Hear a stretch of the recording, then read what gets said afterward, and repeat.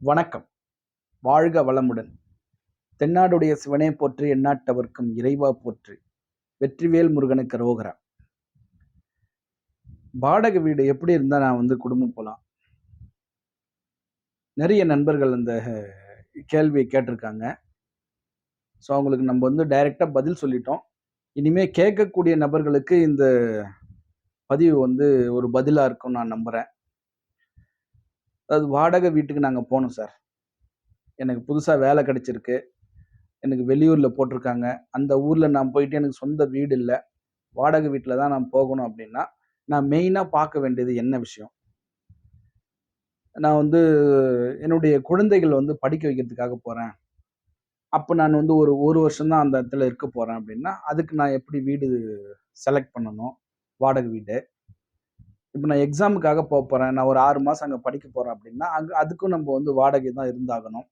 வேற வழி இல்லன்னும்போது, இந்த மாதிரியான விஷயங்களுக்காக நம்ம வாடகை வீடு தேடுறோம். அப்ப நம்ம மெயினா என்ன பார்க்கணும்? என்ன விஷயம் அந்த வீட்ல இருந்தா, அது போதும் நமக்கு. அப்படின்னு சொல்லிட்டு ஒரு பேசிக்கான விஷயத்த நம்ம வாடகை வீட்டுக்கு பார்க்கலாம். ஏன்னா எல்லா விஷயத்தையும் நம்ம வாடகை வீட்ல எதிர்பார்க்க முடியாது.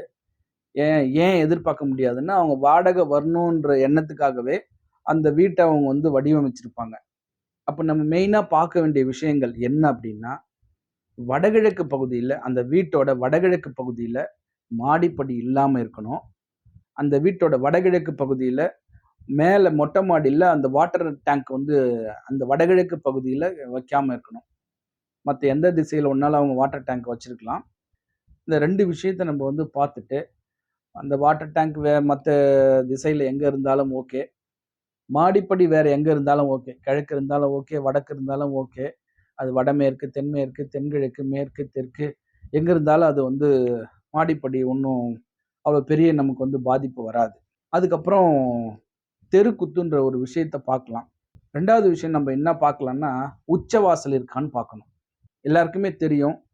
தெரிஞ்சாலும் பரவால்ல, ஒரு முறை ஞாபகப்படுத்துறோமே. இப்ப வடக்கு பார்த்த வீடுனா, கிழக்கு ஒட்டி இருக்கக்கூடிய வாயில் உச்சவாசல். கிழக்கு பார்த்த வீடுனா, வடக்கு ஒட்டி இருக்கக்கூடிய வாயில் உச்சவாசல். தெற்க பார்த்த வீடுனா, கிழக்கு ஒட்டி இருக்கக்கூடிய வாயில் உச்சவாசல். மேற்கு பார்த்த வீடுனா, வடக்கு ஒட்டி இருக்கக்கூடிய வாயில் உச்சவாசல். இந்த உச்சவாசல் உள்ள அமைப்புள்ள வீட்டுக்கு நம்ம போலாம். இது 2வது பாயிண்ட்டா பார்க்கலாம். 3வது விஷயம் நம்ம என்ன பார்க்கலாம்னா, வடக்கு, கிழக்கு நம்ம இருக்கக்கூடிய போர்ஷனுக்கு வடக்கு, கிழக்கு காலி இடம் இருக்கா? இத பார்க்கலாம். மத்த விஷயத்தெல்லாம் நம்ம அங்க பார்க்கறதுக்கு அது சரியா வராது. நீங்க எப்படி பார்த்தீங்கன்னாலும் வாடகை வீடு நமக்கு அப்படிலாம் அமையாது. ஸோ இந்த ஒரு 3 விஷயத்த மட்டும் நீங்க ஃபாலோ பண்ணுங்க. நீங்க அந்த வீட்ல போயிட்டு, நீங்க நல்லபடியா உங்களுடைய வேலையெல்லாம் முடிச்சுட்டு, ஒரு நல்ல வீட்டுக்கு போயிடுவீங்க. வேலை விஷயமா போறவங்க. ஆ அந்த வீட்ல இருந்துட்டு சொந்தமா இடம் வாங்கி, நீங்க நிச்சயமா ஒரு ஒரு நல்ல வீட்டுக்கு நீங்க போவீங்க. சொந்தமா வீடு கட்டி.